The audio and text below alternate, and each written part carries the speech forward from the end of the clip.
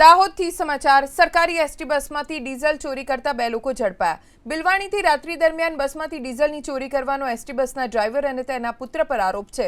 ડ્રાઈવરનો પુત્ર ટિફિન આપવા આવેલો ત્યારબાદ બસમાંથી કેરબામાં 30 લીટર ડીઝલની ચોરી કરી હોવાનો આરોપ છે। હાલ તો પોલીસે સમગ્ર મામલે વધુ તપાસ હાથ ધરી છે। ડીઝલ ચોરીની ઘટનાનો આરોપ લાગ્યો છે। હાલ જે જાણકારી મળી છે તે મુજબ એસટી બસમાંથી ડીઝલની ચોરી કરતા બે લોકો ઝડપાયા। ડ્રાઈવર અને તેના પુત્ર ઉપર આરોપ લાગ્યો છે। ડ્રાઈવરનો પુત્ર ટિફિન આપવા માટે આવ્યો ત્યારબાદ બસમાંથી 30 લીટર ડીઝલની ચોરી કરી।